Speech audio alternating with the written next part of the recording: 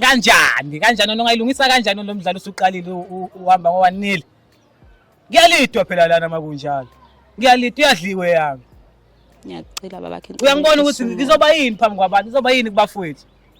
Yini engizoyisho njengamanje ezoxazulula lento noma wena ozoyisho ezoxazulula lento? Ngoba njengamanje ngisilima phambi kwakho. Ngicela ungixolele.